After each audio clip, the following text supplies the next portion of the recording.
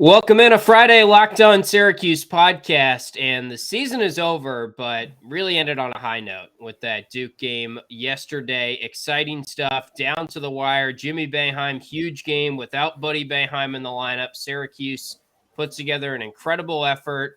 It's the first losing season under Jim Boeheim, but there is a lot to digest after this game. It felt like sort of a preview for next season a little bit at times as well. So we're going to dive into everything from this epic Duke game on the Locked On Syracuse podcast.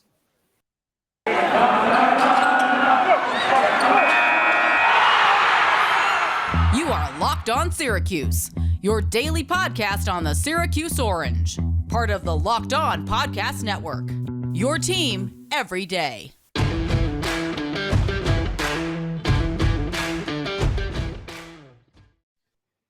Welcome in. Thank you guys for making us your first listen all throughout the season. If you have been one of the loyal listeners, we're here with you every single day, and it doesn't stop now. We're keeping you up to date on all the recruiting news, starting to look ahead to next year. There's going to be tons of recruiting news probably coming out Syracuse basketball-wise over the course of the next couple of weeks or so. So subscribe to the show if you haven't already. Also check us out on YouTube if you haven't done that already. We'll continue to do some live shows here and there when we can, have some good interviews coming up throughout the offseason as well. And football is also heating up too. The spring game is coming as well. But got to talk about the end of the basketball season, which it feels like. I know there's a chance maybe there's another game, but I think we can call it. It seems like this is it. The meaningful games are done. Anything that you were looking forward to, like if Syracuse gets in the NIT, doesn't really get the juices going, I think, either of us or for any of the fans either. Yeah, and seeing the whole post-game afterwards, Jimmy, Buddy next to Coach Boeheim, which we can talk about at some point. It felt like the end of an era there. And I know it's been a controversial and sometimes criticized era, but the Boeheim era is probably what will be remembered as the era where the kids were involved, and it's put a bow on this. And it was a somewhat fitting way, I guess, to end that era. It was a very poetic way with Jimmy having a huge game, Buddy out. No one would have guessed that. But I think we have to start with the game that Jimmy had because he played outstanding given the pressure that was on him in this game. And there's a lot to talk about from this game. We'll get into the defense. We'll get into Symir Torrence, Joe Girard's play as well. But it would be a shame not to start with anything but Jimmy because he stole the show in this game. Anytime he hit a three, it felt like it was a big shot. And it wasn't like, oh, it's an empty three here, an empty three. Every single one of his 6 threes felt like a big shot. And you could tell this was a guy who was playing for his brother. He wanted to get his little brother another game. And that's the really cool part of sports there is like you got a guy going out there and doing everything just so that the family can live to see another day, it felt like. And even though it didn't go his way, like, just to see the heartbreak on his face when the final buzzer sounds and to see how fired up Buddy was after every single three that Jimmy hit, it was like, felt like there was some sort of transfer of power almost with the right. Buddy Boeheim shot career making ability just being transfused into Jimmy Boeheim. And it's not like Jimmy hasn't hit threes this season. He has, obviously, but this felt like another level. This felt like there was a little something extra in some of that shot making. Yeah, made 6 of his first 7 threes, and some of them were tough shots. And on Paolo Banchero, who I don't know if this helped his NBA draft stock this game when Jimmy Boeheim's crossing him up and hitting threes in his face. And it seemed like Banchero was guarding him for a good chunk of the game. There was one three that he hit, I think it was 55-49 after he made the three, sort of midway through the second half. And it was like a good 4 or 5 feet beyond the line, Banchero right there, and he pulled up kind of a heat check type shot, and everything was falling in this game. So amazing stuff. I think really it's about as proud as I've felt watching Syracuse in a loss ever. And I don't know if this could be topped for as good as, I mean, sure, like you want them to win the game, and it's a bummer that the season's over, and it was a heartbreaking end in some respects, but also even in the moment, you sat there and just thought like, wow, that was fun today. I'm really proud that they went out that way. And no one saw it coming. They rallied together. No Buddy, no Jesse, no Benny. Symir's playing 40 minutes for like the first time in his college career. He has 11 assists. It was a fitting way to end the season. It's been a terrible, frustrating season at times, but it felt like this was kind of a capper on a good note, at least. It is the best effort of the season, which is always good to see in a game where you had every single built-in excuse for you. Oh, we didn't have Buddy. He was wrongly suspended, if that's the way that you felt. Oh, we've got all these other injuries that we've been dealing with. Oh, we're clearly the under-talented in this matchup. But point to any of that and say, woe is me. They went out, they played their asses off for all 40 minutes. Yeah. I mean, this was true David and Goliath. And you heard Jay Billis, and he said something that I thought was fascinating throughout, but it's tough to beat believers. And this group was a believing bunch throughout the entirety of that 40 minutes, even though they had very little to sort of stand on from a belief standpoint there. They could have rolled over. This could have been a really ugly game. And at times in the beginning of the game, it looked like it might be a really ugly game, but they found some inner gear that allowed them to go out there and put this performance. And yeah, the final score is going to say 9 points. We've talked about this in the past. Yeah. This wasn't a 9-point game. Kind of like how earlier in the season, they've had 20-point losses against Duke. That felt like 30-point losses. This was a 9-point loss that was a 1-possession loss. And yes, at the end of the day, talent won out here, right? It's just going to happen sometimes when you play a 40-minute game, when you draw things out. We talked about this with football at the time. You don't want to see that team go to overtime because when things get drawn out, the better team usually wins. And that's kind of the case that happened here. But for this team to hang around as long as it did and just punch after punch, there were times where it looked like they were dead to rights. And it was like, oh, here's the Duke run that's going to pretty much put it today. But yeah, they would punch back. Most encouraging thing to see in what is likely the season finale. Yeah, it seemed like once Cole Swider picked up his fourth foul at the 15-minute mark, Duke scored, I think, an 8-0 run in the 2 minutes that John Bull was out there. And that felt like, okay, this is probably where they go ahead for good. But Syracuse did fight back. They made some big threes down the stretch. I really feel like the effort, it's just been great all season, I think, from this team. And I think even in some bad years recently for Syracuse, you just never can question the effort that this team puts out or this program puts out under Jim Boeheim, which I get that it has been frustrating to watch them. And we've been two people that have definitely been leading the call for how frustrating it has been at times to watch Syracuse play. But this year, they played 100% effort every game. They just didn't win some close games. And I don't know. I mean, I had some people texting me that don't even watch Syracuse basketball, and they're interested because it's Duke, and they're rooting for Syracuse because it's Coach K's final year and everyone's sick of it and all that. And they're just like, man, Syracuse is going to lose, but that team plays with heart. And I know that if you watch this one game, you definitely have that take, but I just feel like all season long, even through the ups and downs of the past 3 or 4 years, there's other programs that when a season goes sour, they jump ship or guys start, not playing with a lot of passion. Louisville, I would say, has been an example of that this year. NC State, maybe. I'm not saying that that's a terrible thing that Louisville's doing or NC State's doing, but I think it's pretty awesome that Syracuse, you can always as a fan, you can always be prideful of the fact that they play with a lot of effort. Even though it's a severely talent-deprived team, I think we can agree on that. There was always purpose with this team. When you look at the father-son dynamic, the brother dynamic, we all played AAU ball together dynamic. Like, these guys play for each other. And that was one of the encouraging things to see out of them in this finale here with Boeheim, with Joe Girard, with Cole. I mean, Symir Torrence was fantastic in this game. I mean, big rebounds, big assists. He sets a new career. Back-to-back games, he's setting career highs. He's got 20 assists over his last 2 games. I mean, just think about that. For a guy who didn't seem like we'd get a lot of juice out of in the beginning stages of this season, and you feel pretty strong about where you're at from a point guard standpoint heading into next season. If he can channel this into next year, you're almost having a similar situation with Symir, like Buddy at the end of last year.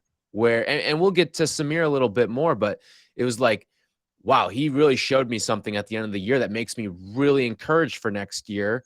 And that's how I feel about Symir. He really showed me something at the end of this season that makes me feel really good about the point guard position for next year. Yeah, let's talk about Symir in just a little bit. Also, just the Girard off the ball, the whole backcourt dynamic that they had working today. We'll discuss the defensive wrinkles that Jim Boeheim went to as well. But it is that time of the year that pretty much everyone has given up on all of their New Year's resolutions. Not me this year, though. I'm sticking to my resolution to eat right thanks to Built Bar. It almost feels like it's not really a resolution because I actually enjoy eating them. And you have to try the Built Bar Puffs. If you haven't yet, you're missing out on one of the best tasting Built Bars on the market. The Puffs are the first ever protein-infused marshmallowy goodness. They're fluffy.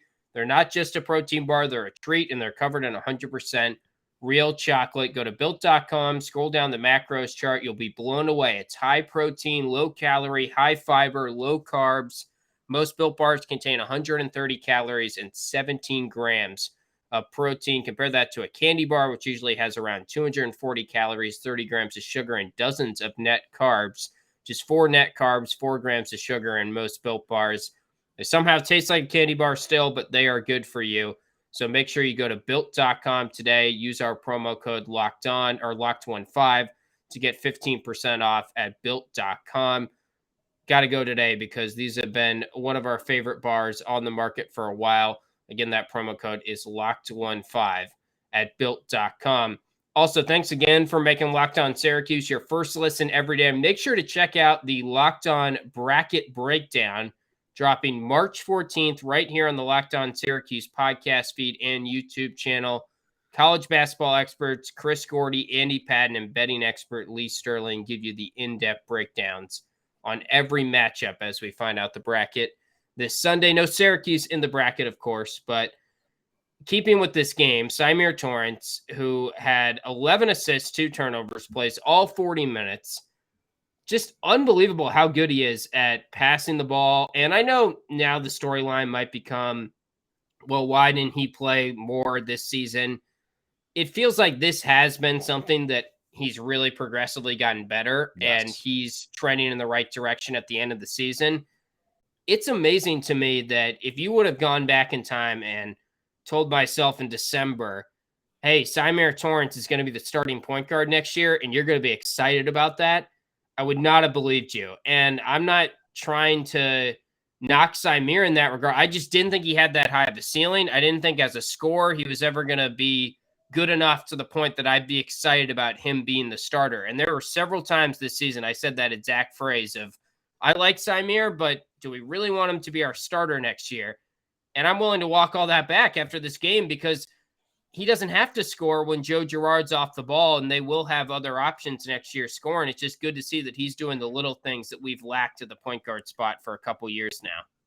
It's encouraging because of how much not only he has improved, because I think from point A of the season to where we are now at the end of the season, point Z, I don't think anyone took bigger strides. I think some people will say Jesse, but Jesse like took an immediate stride, but then kind of plateaued. Now, don't get me wrong. Like plateaued isn't a sort of a negative thing with him because he peaked so high, but he just kind of held. Whereas Symir, you saw progression in his game where he couldn't make anything at the rim in the early stages of the season to save his life. Now, that's one of his fortes, I would say, towards the end of the season. He got really good at finishing around the rim, and also his ability to facilitate and make other people better out there on the floor. That's such a critical thing with him. And when you play that point guard, and nobody has been a bigger beneficiary of that than Joe Girard. He has made Joe Girard look like an all ACC level 2 guard when they are out there on the floor together at times, because he gives them good looks and he creates that second option. And he also just takes a lot of stress off of Joe. I think it knows to think as much, because there's a lot of thinking that you sometimes have to do and a lot of stress that you have to handle as well. And he takes all that burden off of Joe's shoulders, which is so important, and just kind of lets Joe be Joe. Lets him be Glens Falls Joe. And that's the Joe that people were promised when he came, that he's going to be a guy who can light the scoreboard up for 20, 25, 30 points in a game. And I think you're going to see if Symir is the one, and you're going to see a lot more Joe at the 2 next year. I think that's going to be a really good thing. And it's going to be a chance for Joe Girard to sort of rewrite his legacy as a member of Syracuse basketball. Because right now, if you were to write the final chapter of Joe Girard, I don't think it's a very endearing one. But right, if he's I do find it funny. Year, it could change. Yeah, I do find it funny that everyone is now so quick to jump on. Oh my God. Unbelievable. Right. It is truly unbelievable. Like the Sienna Joe crowd is all of a sudden like, man, I mean, Joe and Symir as the backcourt next year, sign me up. That's going to be unreal. We might be a top 20 team. It's the same thing every year. I don't think Symir and Joe is like the best backcourt in the ACC, or I don't know if this one game changed my opinion to that level or as drastically as some other people. I think it's kind of like when Frank had that big first game. Your only thing you can do after that is overreact. But Symir, if he has 1 out of 4 games that are 10, 11 assists, if Joe's playing like this or a little bit less than this consistently, then you're excited about next year a little bit more. And I still think at the end of the day, we're probably looking at another mediocre ACC team, another likely bubble team next year, barring something that is sort of different in the transfer portal. But this was a preview of next year, and they hung with Duke pretty much. I mean, they won't have Jimmy, and they may or may not have Cole Swider, but they also probably have a healthy Jesse Edwards, and they'll probably have a healthy Benny Williams, who should take a step as well, and some good freshmen coming in. So I'm a little bit more excited about next year after watching this game. No, you're 100% right. I saw you tweet it out earlier. Like, this could be a preview for what next year looks like. And I was like, oh boy, you're right. And B, this is probably going to be a train wreck. And I think people are not going to go out of this game thinking, I'm feeling good about next year. But that's could not be further from the case right now. I mean, yeah. I feel, do I think this is a top 25 team next year? No, I still need to see some things. But could they be a top 25 team if some things break their way? Yeah. If Benny takes a step, yeah. If you get the right transfer into this system, yeah. Maybe if Cole comes back and can be the Cole that we think he can be, that he sort of was towards the end of the season, those are building blocks towards a top 25 caliber roster. You're going to have a lot more pieces on this team too in the backcourt as well. So, and we see how much that paid a dividend, or at least how important it is, because this team had no guard depth in this game. You literally had 2 guards on the roster in this game. And if you went beyond that, you were digging into the walk-on pool. So you're going to have guard depth next year. You're going to have front court depth. You're not going to have to play these worrisome games with guys with 4 fouls next year. That's one of the positives I think you can take away too.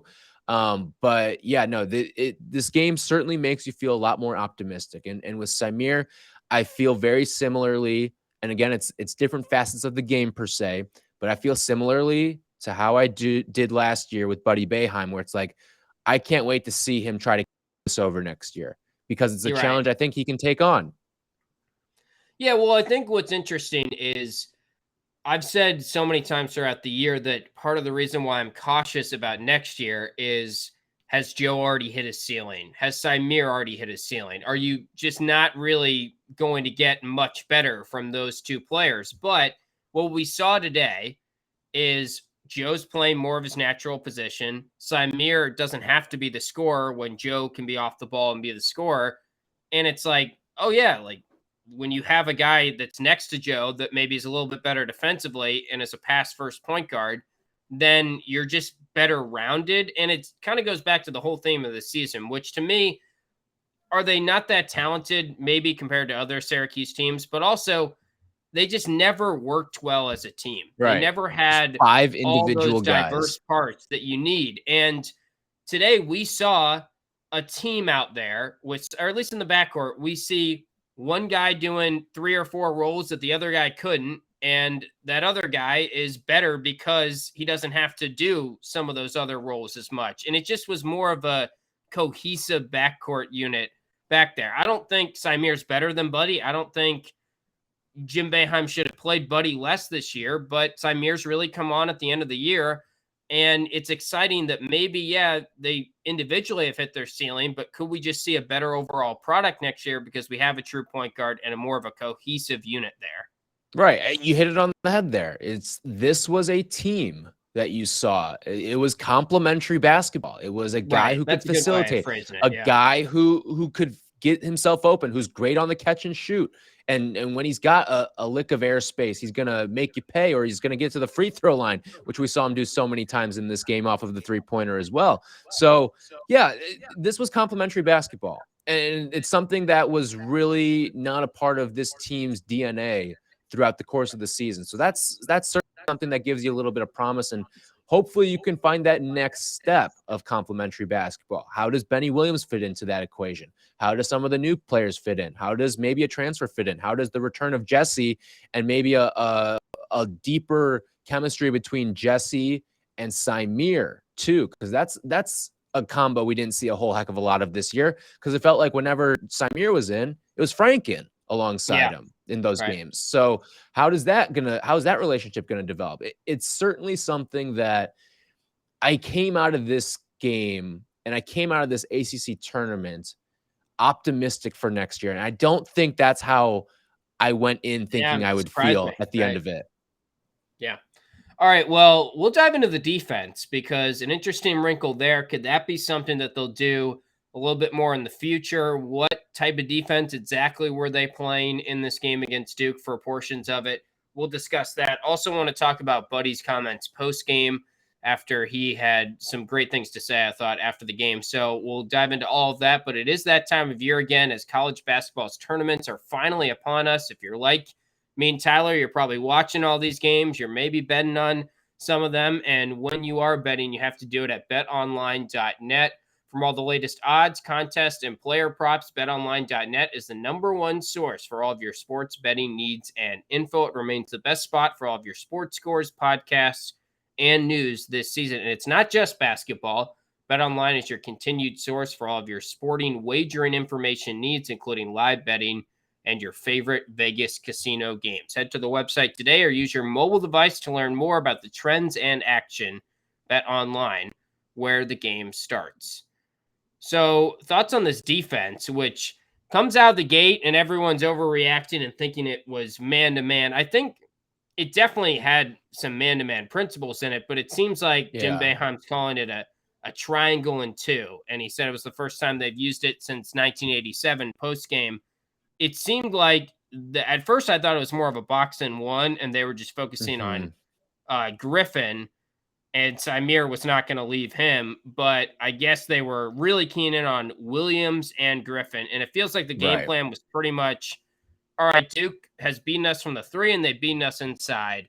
Let's try to at least take away one of those things. And they were pretty much in the first half just saying, here, Duke, shoot threes. They were baiting them into shooting threes. And that's what they did. And it worked out in the first half and throughout the game mostly. Right. And Duke started 4 of 6 from three. But here's the big number that I remember from that first half is that Mark Williams had 0 points in that first half. He had 11 in the first half in the last meeting against Syracuse. So they really neutralized him, at least from a scoring standpoint. And I think that's an important thing. And that's something that helped really propel this team and keep them in the game, and at least keep the spirits high, because that's something when you've got a guy like Mark Williams. I mean, talk about someone who's just a scouting report wrecker.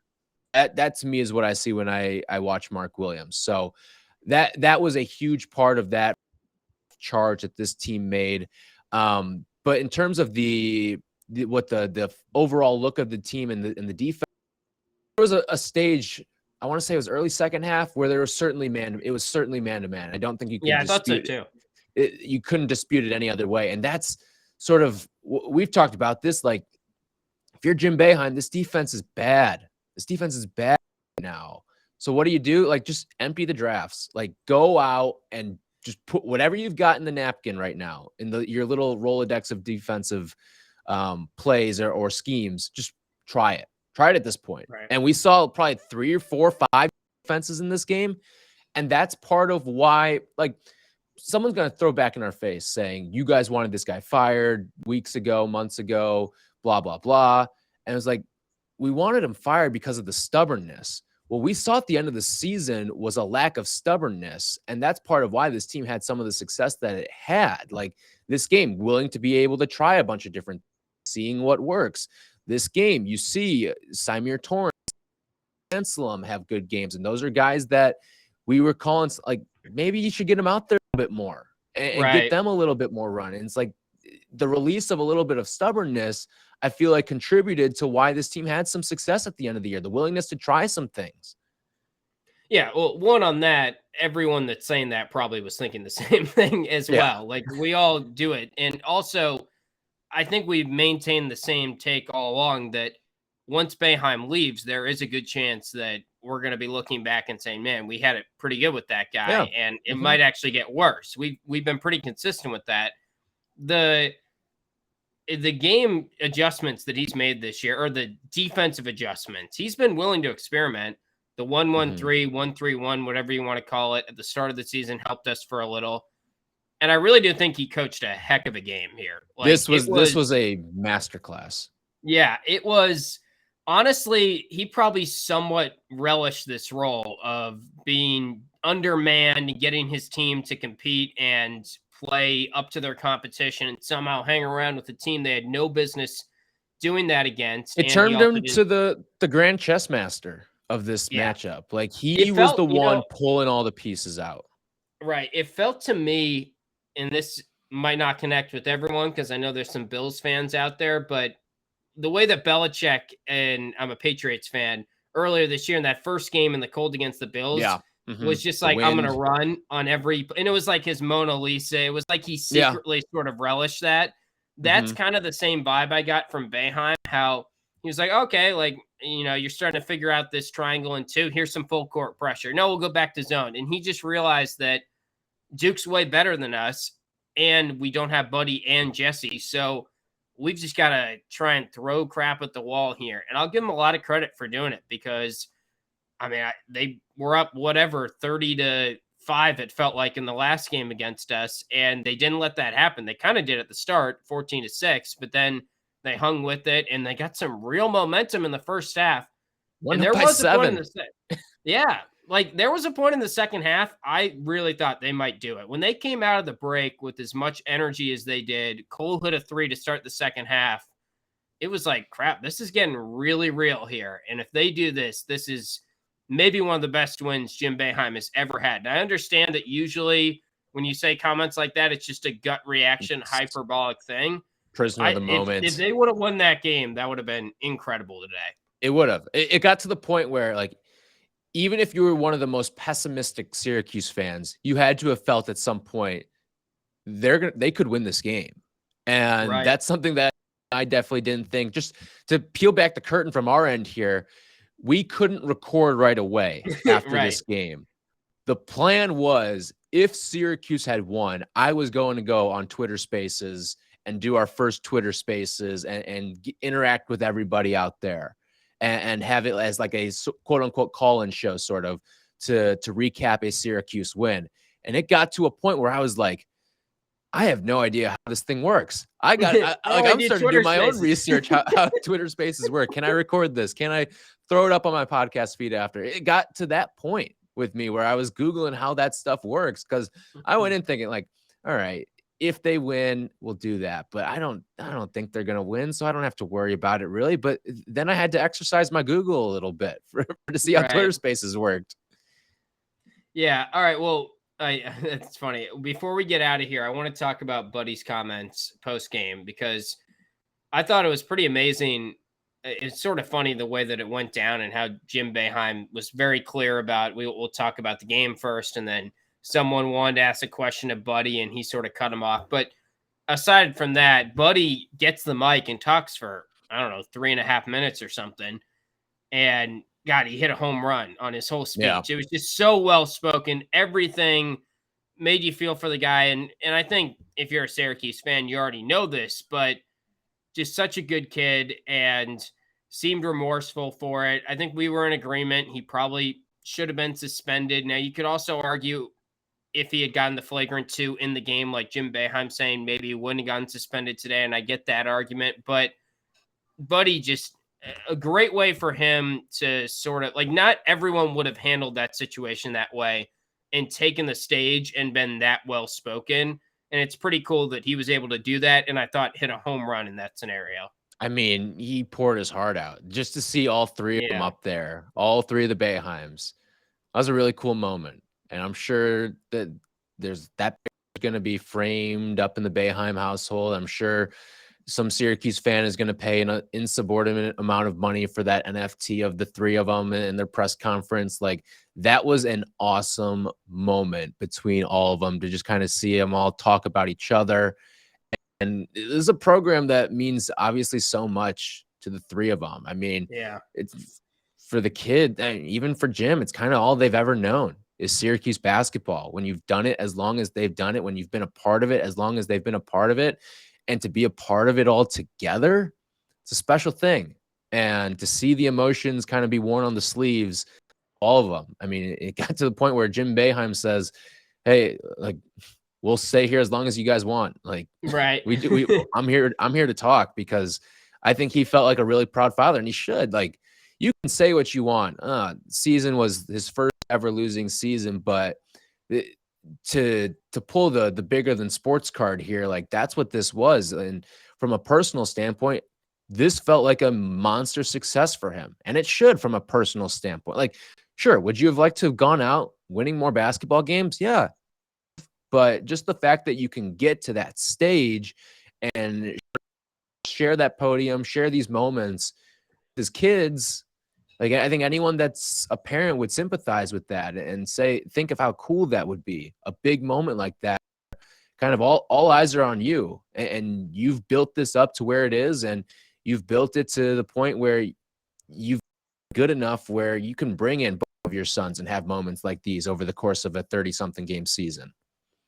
Yeah, it's funny because it never really hit me that Buddy could be in the post-game presser until I watched it. Yeah. And I'm just glad he got that, at least, because he was stripped of his last sort of moment coming off the floor, or his last game, at least when he knew it. And I guess that happens sometimes to players, but at least he sort of got that farewell speech to the fans at the podium, saying how much it means to him to be doing all the little stuff of the program and all that. And to be next to Jimmy doing it was pretty cool, especially after Jimmy had the game that he had. It would have been sort of awkward maybe if Buddy made that farewell thing and they had just gotten blasted by 40 and it was like the season ended in a whimper. But at least now there is some optimism, like we're talking about, going into next year. And this is the end of an era, but maybe the era, it doesn't feel as much of a sour taste in your mouth after watching sort of the effort they put together today. I think it still feels sour because you would have liked to see Buddy Boeheim go out on his own terms. Yeah, that's true. He didn't do that. And that to me is going to be, I'm not going to what if, because I don't think what if to Buddy Boeheim playing in this game. I think Syracuse still loses because you insert Buddy Boeheim, you're taking away one of the other good performances. Like, that's just how the shot distribution works. Right. The one thing that you can point to is that you've got a little more depth. Guys aren't as winded down the stretch. That's the one thing I'd point to, is say that's the what if. But to say that, oh, imagine if we'd gotten 20 from Buddy in this game. Well, if you got 20 from Buddy in this game, you're probably taking 10 away from Jimmy. You're probably taking 6 away from Girard. You're probably taking 3 away from like. I think the distribution evens itself out to Syracuse still scoring about 79 points in this game. Which is funny because we're Team Buddy as our MVP, but I totally agree with everything you're saying there. And I think Jim Boeheim even said that. Like, they kind of rose to the occasion. Maybe that was part of the reason they played better. Yeah, and again, who knows what kind of effort, like how the effort looks differently if there isn't some greater purpose, almost like go win one for Buddy. Like, that big thing on social media, and you could tell that was a big thing with this team too, and the way that they rose to the occasion. So yeah, I think Jim Boeheim's sort of 100% right in that regard. But getting back to the original point, like, it would have been nice to see Buddy go out on his own terms, have that last game, whether it be a win or a loss. It feels a little bit empty seeing it coming off of from the sidelines. And I almost think back to the Frank Howard in the NCAA tournament. Like, that to me is a legitimate what if, because Frank Howard and what he meant to that team was he was a defensive stalwart that hit some big shots, and he was your point guard too. And I don't think that's the way that Frank Howard should have gone out. You can say what you want about the course of his Syracuse career, but to see Buddy go out this way and kind of be relegated to the sidelines as just it felt weird. And it felt, again, I still think the suspension was the right call. You had to suspend him in that moment, but it's you just wish there was you wish that, okay, he gets suspended for the ACC tournament game, they lose, but he still has an NCAA tournament to maybe look forward to. Yeah. And something of that sort. Yeah, I mean, they were so close to maybe giving him another game, and at that point, you might actually do it if you're Syracuse, and it might actually. At that point, the door's wide ass open for anybody to win. Once Duke's out, any team remaining has a chance at winning that thing. Yeah. Well, I did not expect the ACC tournament to go like this. It kind of, I guess, was similar to last year. They blew out NC State last year, lost at the buzzer to Virginia as the 1 seed, but. So maybe you could have talked me into they win the first game convincingly and they lose in a good game against Duke, but the Buddy suspension, Cole Swider having another big game, Torrence playing 40 minutes with 11 assists. They were just, they played somewhat man-to-man defense in the second half of this game. There were just so many different things. Every single angry Syracuse bingo card got crossed off. Like every single box, it felt like got checked off during this ACC tournament run. Every single one. It was a wild couple days of content here for us. I think we couldn't even hit on everything because of just how much happened. And we'll have time now next week to sort of flesh out more of our thoughts on next season because, like I said, I think this was sort of a preview of next season. And there's a lot to get to on the recruiting front. There's a lot to get to football-wise as spring workouts are in progress. Spring game coming up on April 1st. So good time to subscribe to the podcast if you're a diehard Cuse fan. This is really where it gets interesting on the podcast. We can get creative and have some fun discussions in the off season that maybe time permitting we just couldn't get to in the middle of the season, and talk some more recruiting stuff, which I know we have a lot of fans that are really into that. So subscribe if you haven't already, and we will talk to you guys on Monday.